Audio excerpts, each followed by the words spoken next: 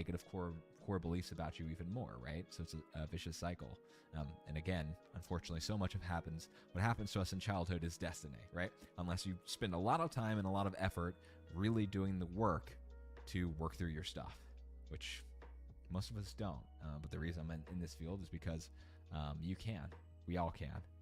I have a much healthier relationship with myself than I did when I was 24 and got started in my mental health journey. And even in the last 6 months, my relationship with myself has skyrocketed. It's improved tremendously. So change is definitely possible. Who feels a failure is going to end up failing. The person who feels boring will end up boring others, and so on. So we haven't just suffered once, we may get stuck in a loop of suffering.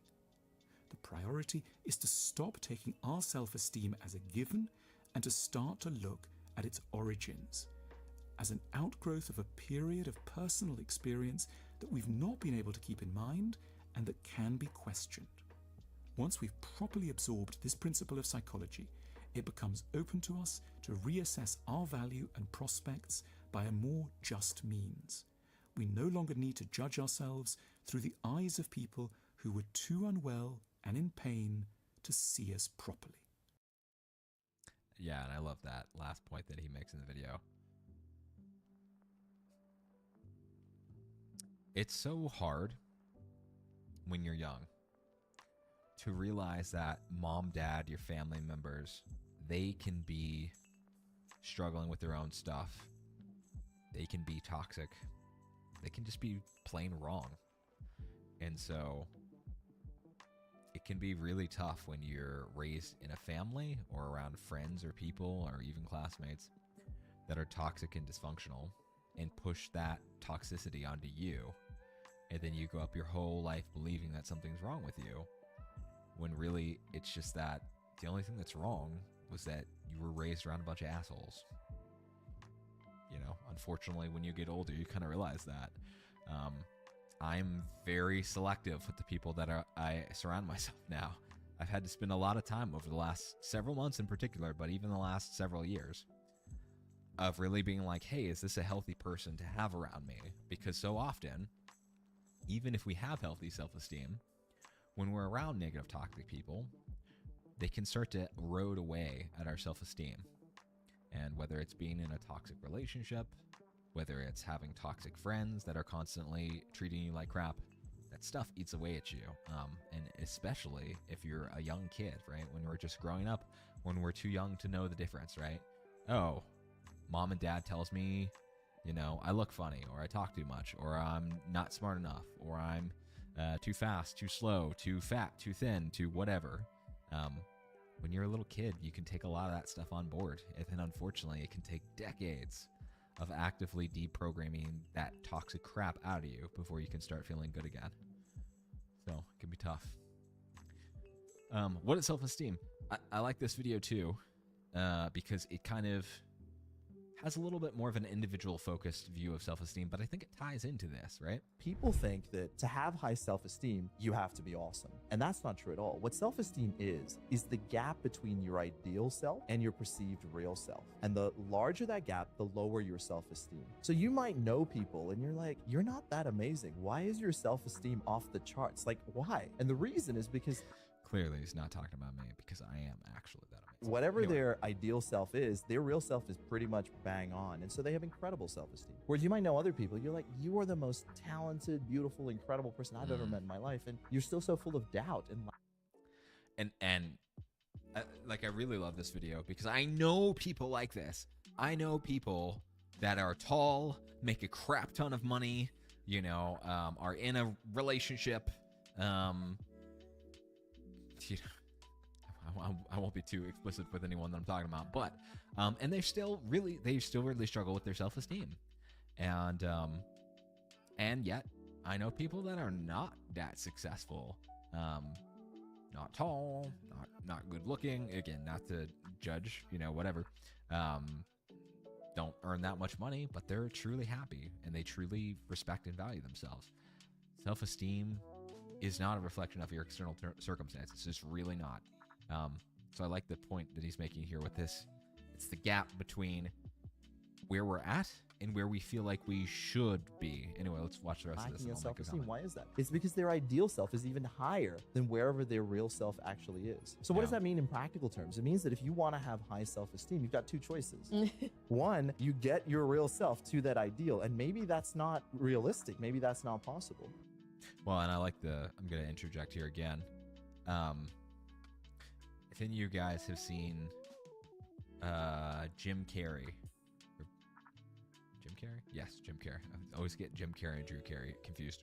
Jim Carrey, also, random aside, totally looking forward to the new Sonic movie. Can't wait. He's great as Eggman.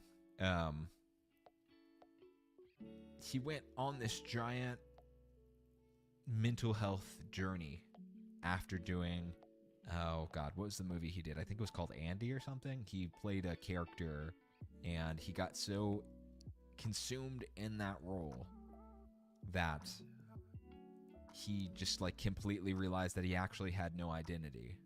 He tried to get back to Jim Carrey and he's like, wait, I don't fucking know who Jim Carrey is. Jim Carrey was just a character, and then went on this huge role. And oh God, I wonder if that clip's still there. I can probably look for it. Jim Carrey, wish. Yes, I think it's here. I've often said that I wished people could realize all their dreams and wealth and fame, and so that they could see that it's not where you're going to find your sense of completion. Yeah.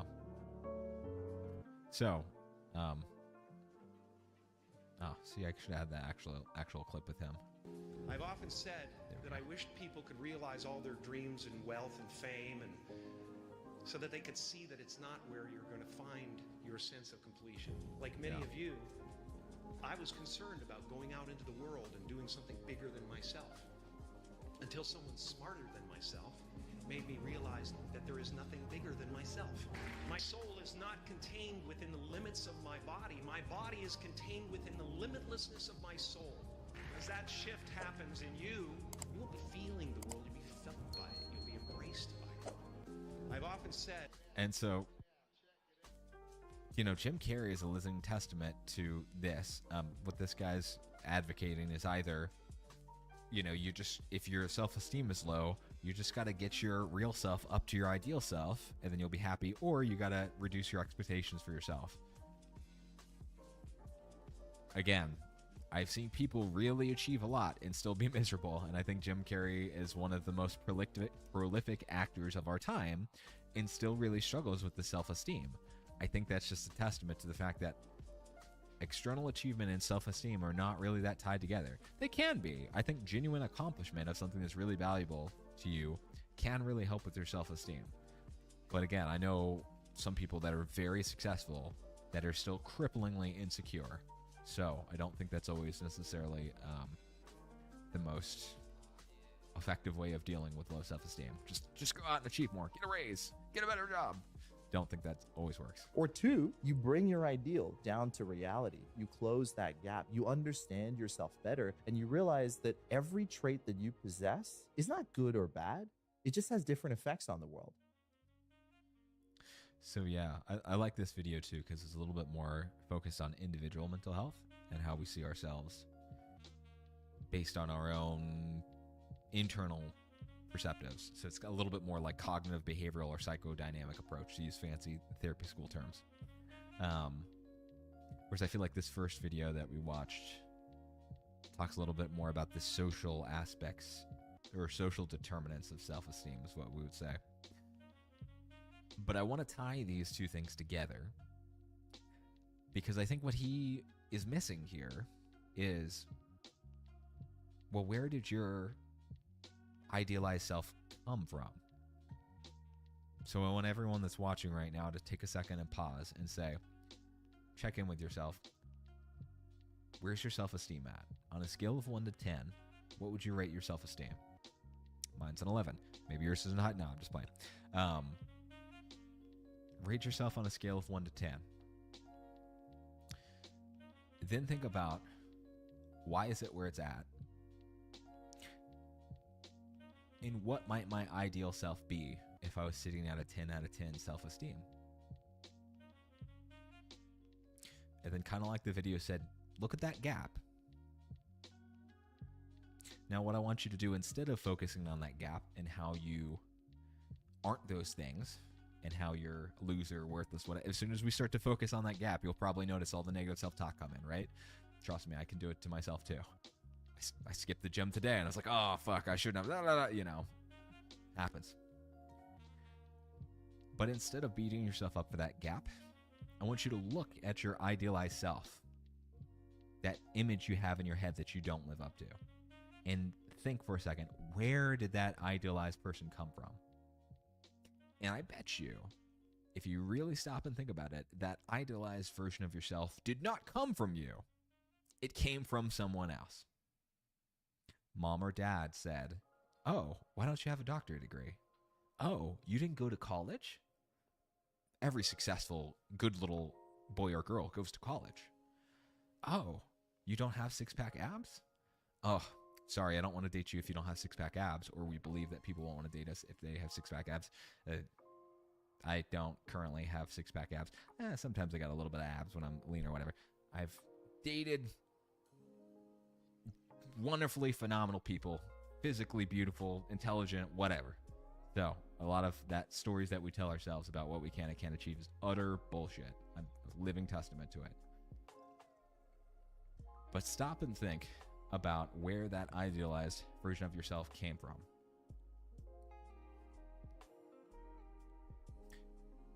And so to throw it back in the context of this video, it probably came from your experience early in life, right? Your friends and family, your classmates, the media, filling your head with, oh, in order to be worthy or lovable, you need to be this. If you talk a lot, you need to be quiet. Because everyone knows the right way for a man to be is quiet, silent, and stoic and masculine, right? Strong, silent type. If you're too quiet, oh, everyone knows that you need to speak up more and be assertive and, you know, you need to be outgoing, right? If you're too extroverted, you need to be less extroverted. If you're too introverted, you need to be more extroverted. You need to go out to more parties and socialize more, right? There's always something that we're not that probably got put into us that we should be from mom or dad or your friends or family or, you know, classmates, the media, etc. So I like these two videos together because I think it makes a very good, like, to be a therapy nerd for a second, psychodynamic model of inside your head, you have this distorted image. You're as we say in therapy school, you're shoulding all over yourself. I should this, I should that. Your sheets are stained brown with all the shoulds that you should all over yourself. Because you have this idealized version of yourself that you think that you should be, but what you don't realize is that idealized version of you did not come from you. Sometimes it can. Sometimes we can have goals that we genuinely want to achieve, but oftentimes that idealized version of ourselves come from other people, reinforcing in us that we're not enough, and we would be enough if only we were more. Oh, if only you were taller. If only you're. I met this in a completely non-romantic sense. A woman recently, person who happened to be a female, who one of her biggest insecurities is that she was too tall. She's like, oh, you know, most people are like, oh, being tall is awesome, right? Especially as a guy. Like every guy wants to be like 7 feet fucking tall, right? Or else you're not lovable. If you're not, before it was if you weren't 6 feet tall, you're not lovable. Now if it's not 6'5", you know, pretty soon people are gonna be like, well, I'm not 7 feet tall, so I'm unlovable, you know? But this just goes to show you, this person had inside them internalized, oh, I'm too tall, so I'm unlovable, right? Well, that was implanted in her by someone else, right? Probably friends or family members or whatever. So anyway, brief little soapbox here. Moral of this story, oftentimes we have this view of I am not enough because we comparing ourselves where we're at now to this idealized version of ourselves. And oftentimes that doesn't come from our own creation, it comes from other people implanting that shit in our head, right? And again, behind that can often stem these core wounds and core beliefs. So, the next video that we'll watch talks a little bit more about signs and symptoms of low self-esteem and what we can do about it. So we've talked now for almost about an hour now about what is self-esteem. We'll talk a little bit more about recognizing the signs of self-esteem and then transition to what exactly can I do about it, right? So let's talk about it. So I gotta make sure I'm not on 2x speed. That's a good day. Your self-esteem is how you see yourself and your opinion of yourself. How useful do you feel? Do you believe you have good qualities? Do you think you're able to do things as well as other people? That's what I'm talking about today. I'm Dr. Tracy Marks, a psychiatrist, and I make mental health education videos. Some people have a health... I also want to point out, all y'all been very quiet in the chat tonight. Not a single person has typed exclamation first and claimed the first comment of the day. Just saying. Healthy amount of self-esteem, while others struggle to have a positive self-image. I'm about to claim Here it are some and signs get all the that you coolness have low points for myself. self-esteem. You criticize and blame yourself for things. You're eager to please people by going above and beyond to make people happy. You're self-conscious and second. Okay, is it nerdy? This is a random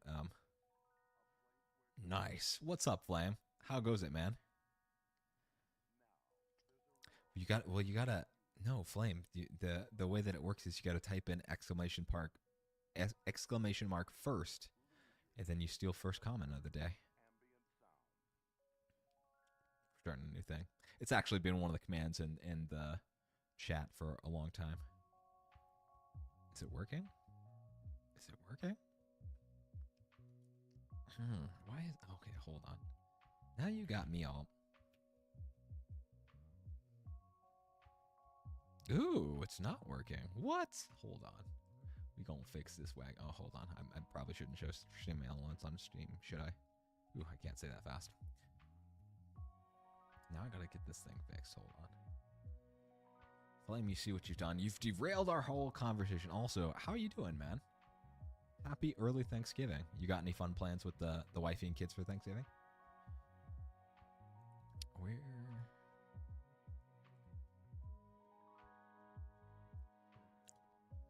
It is literally right here. Why is it right here? First. Huh. I think I messed up the cooldown. Huh, I think that's what it is.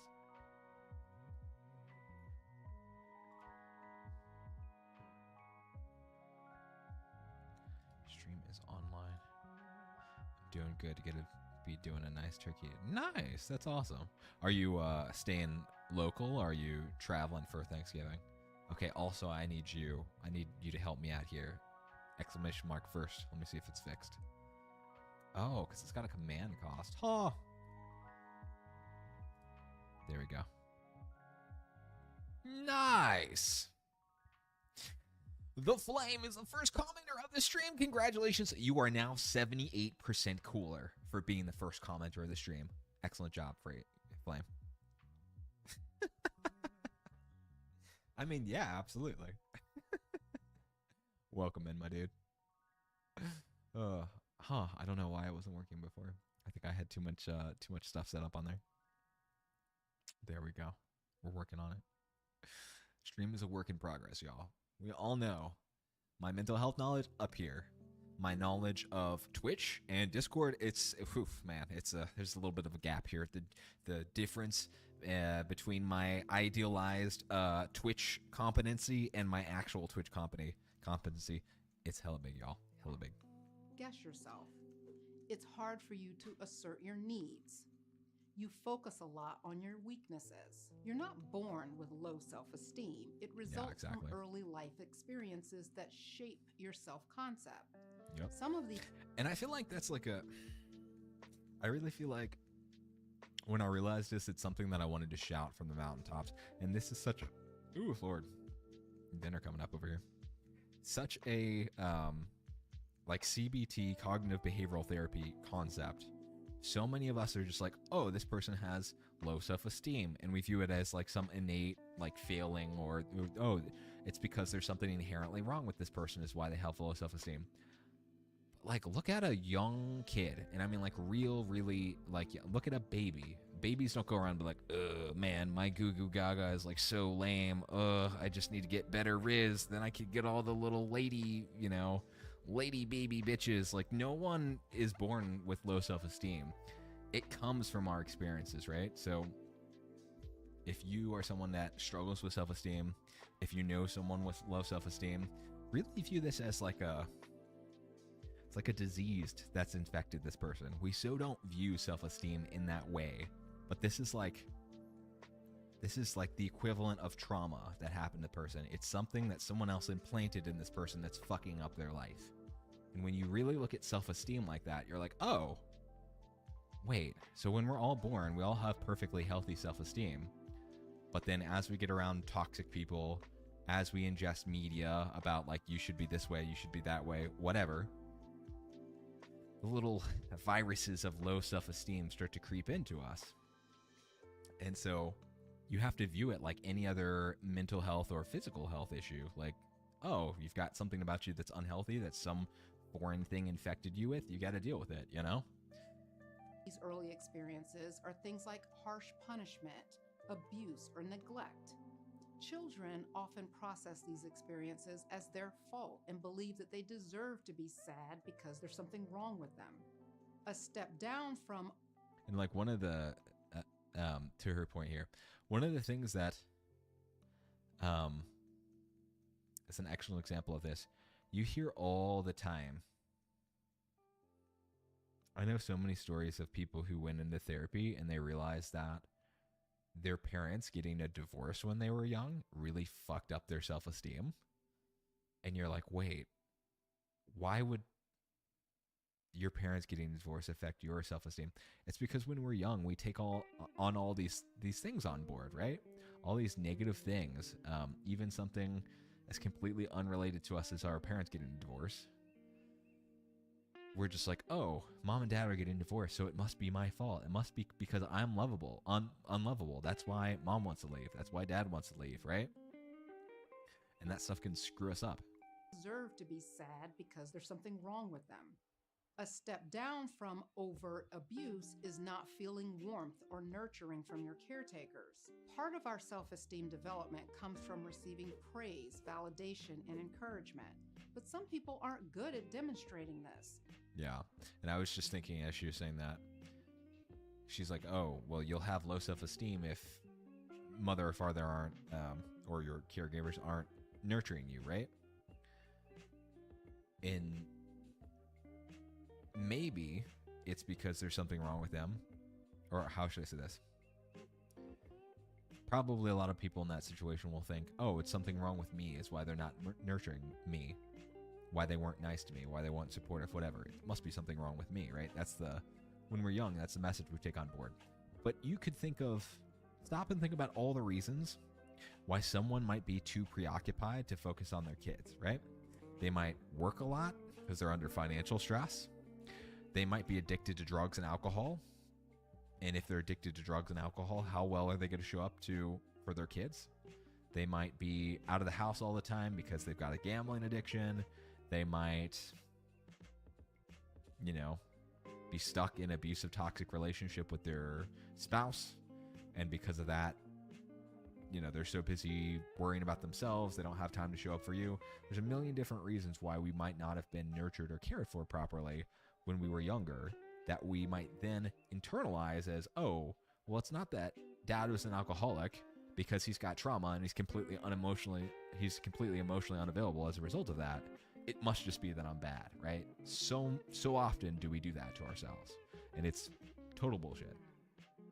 Think about how things are in your day-to-day. How often are people saying, great job? They'll speak up if there's a problem, but if you're doing well, they just don't say anything. So that's it's very not true that too. hard to have a parent who's busy and doesn't have time to give you the support and encouragement you really need in those formative years.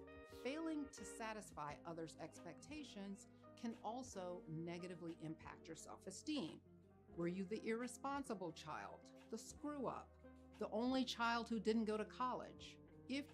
I was definitely the black sheep of the family, y'all.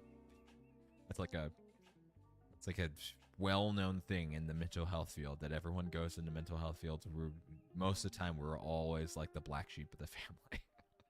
And because of that, we had to go, we're kind of like the lightning rod of hate for the family. All the dysfunctional shit that's swirling around in the family gets like pushed onto us. And so because of that, we're the ones that go into therapy, and then we heal ourselves, and we realize how toxic the whole family system is. And then because of that, we feel this calling once we're healed to turn around and be like, I want to help other people heal. Man, my family was really dysfunctional. I want to help people with their dysfunctional families. And here I am. If your parents had unreasonable expectations of you as a child, you're not going to recognize that those expectations are unreasonable. You just think that you're not good enough or you're a disappointment. And veering away from parents for a moment, another early experience that can... So all the parents that are like, you're 16 or you're 6 years old, you should be sitting down practicing piano for 4 hours a day. How are you ever going to make something of yourself if you're over here trying to play with your, toy trucks and play with your friends in the sandbox? You should be sitting down there and studying, nuclear physics at 7 so you can get into Harvard at 13. That's the stuff that screws you up, right? So think back in your own life and think, were there any times when I was younger where mom and dad had unrealistic expectations of me? I know I can think of at least a million of those examples, right? Then we grow up and we're like, oh, well, I didn't sit down at 6 years old and practice the piano 4 hours a day. Well, yeah, probably most people don't. Well, yeah, but mom and dad said that I'm not a good person if I don't do that, right? But then when you become older, you can stop and recognize that and be like, what kid's going to sit down and practice the piano for 4 hours a day at 6 years old?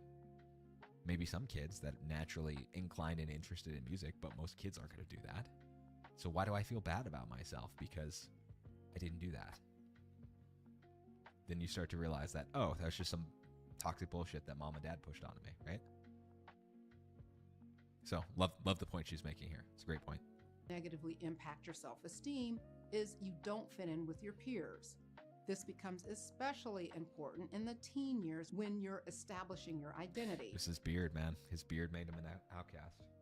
He just needed to shave the beard, then he would have fit in with all those bearded or beardless normies. You don't have to be a part of a large group. You just need to feel like you can relate to and connect with the people you consider in your social group. Even though those early experiences set the foundation for your self-concept, having an emotionally... I want to go back to the social group thing again. Again, like I said earlier in stream, hey, if you're just now joining us, welcome in. Sometimes we're just unlucky and we're born into a family or in a social environment, friends, family, classmates, etc., peers, that are just toxic. And if you're an otherwise healthy, well-adjusted person, you're not going to fit in very well with those people, right? And so I realized when I was younger, or I've realized now that I'm older, that when I was younger, I had a hard time fitting in with people. And now I realize, oh, because a lot of my family members are really toxic. And as someone who wants to be healthy, I don't fit in with them that well. And I've even had times where I've been in relationships where I'm like, looking back, I'm like, man, I didn't feel like I fit in with that person or their peer, their friends at all. And then I'm like, looking back, oh, it's because they were kind of toxic. Or, oh, those people were mentally unhealthy themselves. And as someone who's trying to be mentally healthy, it's going to be hard for me to feel any sort of like closeness or relatability with people that are very unhealed, right? And aren't working on their stuff. So I think the people that we have in our lives can really affect our self-esteem. And when we're younger, to a certain extent, we don't have control over that, right? You can't move away from home at 5 years old. You can't